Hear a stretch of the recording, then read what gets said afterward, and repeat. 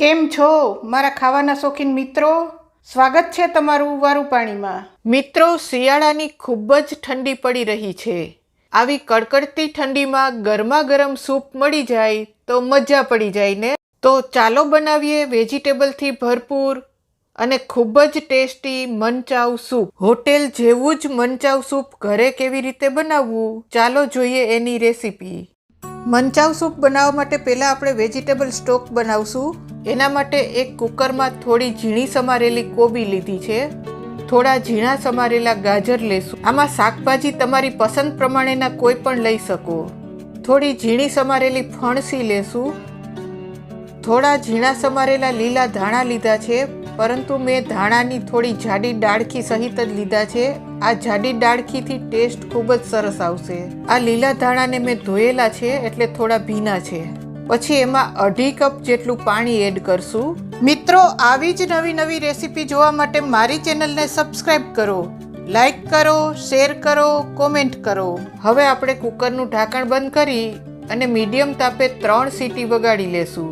પછી આપણે કુકરને ઠંડુ થવા દેશું. કુકર ઠંડુ થાય પછી આપણે એને ખોલશું.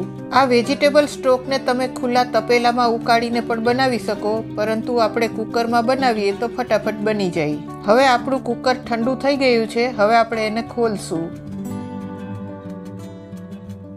આપણા વેજીટેબલ સરસ બફાઈ ગયા છે. આ રીતે પાણીમાં વેજીટેબલને બાફવાથી એની ફ્લેવર પાણીમાં સરસ બેસી જશે. હવે આપણે આને સ્ટ્રેનરમાં ગાળી લેશું. વેજીટેબલ અને પાણી અલગ કરી લેશું.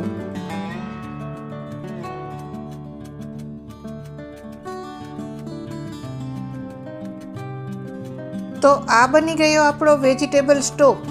મિત્રો, તમે પાવભાજી અથવા બીજી કોઈ પણ વાનગીમાં બધા વેજીટેબલ બાફીને બનાવતા હોય અને એનું પાણી નીકળે તો એને તમે કાઢી અને ફ્રીજમાં સ્ટોર કરી શકો. પછી જ્યારે તમારે સૂપ બનાવવું હોય ત્યારે એ સૂપમાં તમે આ વેજીટેબલ સ્ટોકનો ઉપયોગ કરી શકો. આ વેજીટેબલ સ્ટોક એડ કરવાથી સૂપનો ટેસ્ટ ખૂબ જ સરસ આવશે. પછી આ મેં થોડી સ્પગેટી લીધી છે. તમે સ્પગેટી અથવા હક્કા નૂડલ્સ લઈ શકો. કોઈ પણ નૂડલ્સ જે થોડા જાડા હોય એવા લેશો તો તળ્યા પછી સારા દેખાશે. આ નૂડલ્સને આપણે આ રીતે થોડા નાના નાના ટુકડા કરી લેશું. આ રીતે આપણે જેટલા નૂડલ્સની જરૂરિયાત હોય એટલા ટુકડા કરી અને હવે આપણે આને બાફી લેશું. નૂડલ્સને બાફવા માટે એક તપેલામાં આપણે થોડું પાણી ઉકળવા મૂકશું. એમાં થોડું તેલ એડ કરશું અને થોડું મીઠું એડ કરશું. હવે આપણે આ પાણીને ઉકળવા દેશું. પાણી આ રીતે બરાબર ઉકળી જાય એટલે આપણે જે નૂડલ્સના ટુકડા કરીને રાખ્યા હતા એને એમાં બાફવા માટે નાખશું.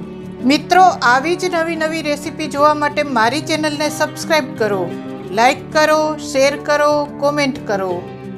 થોડી થોડી વારે આપણે નૂડલ્સને હલાવીને ચેક કરતા રહીશું. એક નૂડલ્સને આ રીતે ચમચામાં લઈ અને આપણે ચેક કરશું આપણા નૂડલ્સ પાકી ગયા છે કે નહીં. આ રીતે નૂડલ્સને એક તોડી અને જોઈ લેશું. આપણે નૂડલ્સને ઓવરકુક કરવાના નથી. આપણે એને થોડા 80% જેટલા જ પકાવવાના છે. થોડા કડક રહે એવા જ રાખશું. આપણા નૂડલ્સ બફાઈ ગયા છે.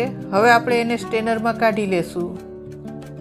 આ રીતે સ્ટ્રેનરમાં થોડી વાર રાખશો એટલે એમાંથી બધું પાણી નીકળી જશે. બધું પાણી નીકળી જાય પછી આપણે એને એક ડીશમાં લઈ લેશું.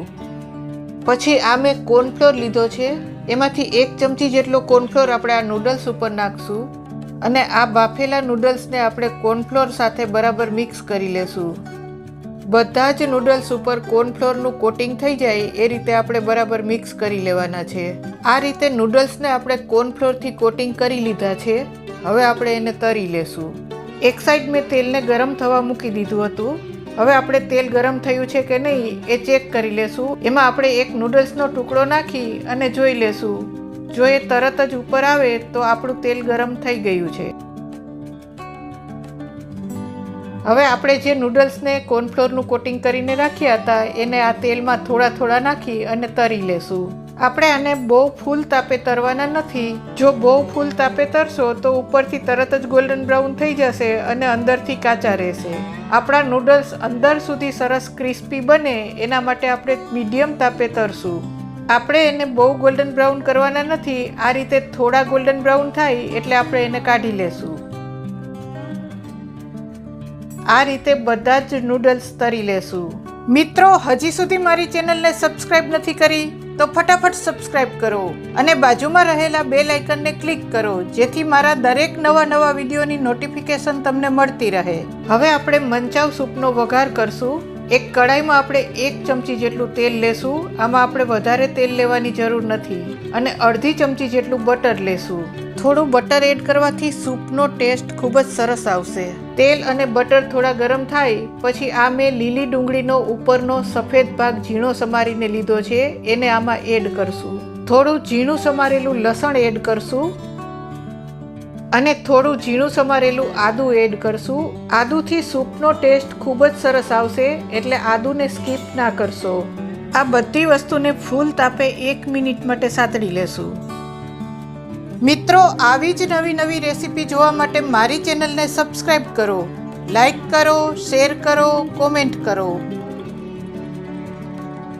પછી એમાં લીલી ડુંગળીનો લીલો ભાગ થોડો ઝીણો સમારીને એડ કરશું. ફરીથી 1 મિનિટ માટે સાતળી લેશું.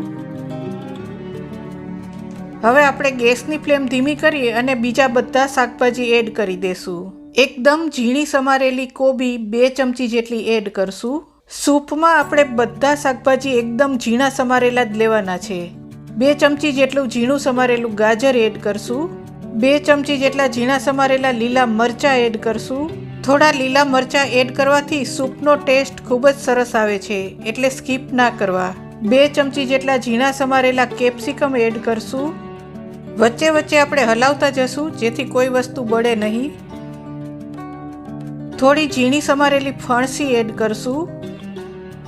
ફરીથી આપણે ગેસની ફ્લેમ ફૂલ કરી દેશું અને આ બધા શાકભાજીને આપણે ફૂલ તાપે 2 મિનિટ માટે સાતળવાના છે. આપણે આ બધા શાકભાજીને વધારે પકાવવાના નથી, બસ 2 મિનિટ સાતળી લેશું. આમાં શાકભાજી તમારી પસંદ પ્રમાણેના કોઈ પણ એડ કરી શકો અને કોઈ પણ શાકભાજી તમારી પસંદ પ્રમાણે વધારે ઓછા પણ નાખી શકો. અહીં મેં બધા શાકભાજી 2-2 ચમચી જ લીધા છે. આમાં તમે મશરૂમ, બ્રોકલી, બેબીકોર્ન, લાલ અને પીળા કેપ્સિકમ એવા બધા શાકભાજી પણ એડ કરી શકો. બધા શાકભાજી 2 મિનિટ સંતરાઈ જાય એટલે આપણે એમાં 1 કપ જેટલો વેજીટેબલ સ્ટોક એડ કરશું. આ વેજીટેબલ સ્ટોકથી જ સૂપનો ટેસ્ટ ખૂબ જ સરસ બને છે. એકવાર બધી વસ્તુ બરાબર મિક્સ કરી લેશું. પછી એમાં સ્વાદ પ્રમાણે મીઠું એડ કરશું. મીઠાનું પ્રમાણ થોડું ઓછું રાખશું, કારણ કે આપણે આમાં બટર પણ એડ કર્યું છે અને હજી બીજા સોસ પણ એડ કરવાના છે. થોડો મરી પાવડર એડ કરશું. 2 ચમચી જેટલો સોયા સોસ એડ કરશું અને 2 ચમચી જેટલો ટોમેટો સોસ એડ કરશું. બધી વસ્તુ બરાબર મિક્સ કરી લેશું. પછી આપણે જેટલો વેજીટેબલ સ્ટોક એડ કર્યો હોય એટલું જ આપણે સાદું પાણી એડ કરશું. હવે આપણે સૂપને ઉકળવા દેશું. આપણું સૂપ ઉકળે છે ત્યાં સુધીમાં આપણે એક સ્લરી બનાવી લેશું. આ મેં 2 ચમચી જેટલો કોર્નફ્લોર લીધો છે. એમાં આપણે થોડું પાણી એડ કરી અને આપણે એને સ્લરી બનાવી લેશું. પહેલાં આપણે થોડું પાણી એડ કરી અને બરાબર મિક્સ કરી લેશું. ફરીથી થોડું પાણી એડ કરશું, બરાબર મિક્સ કરી અને સાઈડમાં રાખશું. હવે આપણું સૂપ ઉકળી ગયું છે. આ રીતે સૂપ બરાબર ઉકળી જાય એટલે આપણે જે કોર્નફ્લોરની સ્લરી બનાવીને રાખી છે એને એડ કરશું.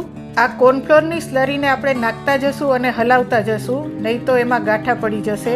કોર્નફ્લોરની સ્લરી નાખ્યા પછી કન્ટિન્યુ એને હલાવતા રહેવાનું થોડી વાર માટે, જેથી એમાં ગાંઠા ના પડે. આ કોર્નફ્લોરની સ્લરી નાખ્યા પછી 1 થી 1.5 મિનિટ ઉકાળશો એટલે આપણું સૂપ સરસ ઘાટું બની જશે. તમારે સૂપની કન્સિસ્ટન્સી જેવી જોઈએ એવી રાખી શકો. જો તમારે સૂપ થોડું હજી વધારે ઘાટું બનાવવું હોય તો તમારે કોર્નફ્લોર થોડો વધારે એડ કરવો. હવે આપણું સૂપ ઉકળી ગયું છે.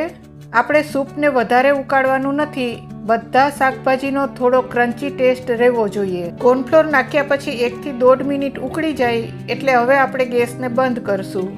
ગેસ બંધ કર્યા પછી છેલ્લે આપણે 1 ચમચી જેટલો વિનેગર એડ કરશું અને બરાબર મિક્સ કરશું.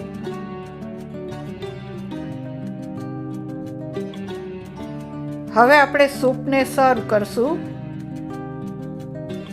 મિત્રો, ડિસ્ક્રિપ્શન બોક્સમાં મારી ફેસબુક અને ઇન્સ્ટાગ્રામની લિંક પણ આપું છું, એમાં પણ મને ફોલો કરશો.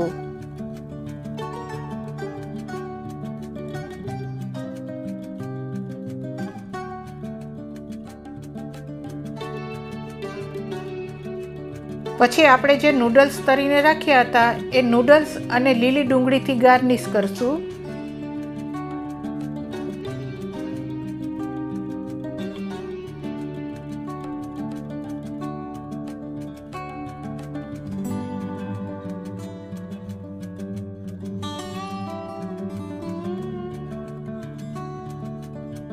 તો તૈયાર છે શાકભાજીથી ભરપૂર ખૂબ જ હેલ્ધી અને ટેસ્ટી હોટલ જેવું જ ગરમા ગરમ મંચાવ સૂપ. મિત્રો, તમે પણ આ રીતે બનાવી ટેસ્ટ જરૂરથી કરશો અને તમારી કોમેન્ટ મને કોમેન્ટ બોક્સમાં જરૂરથી આપશો.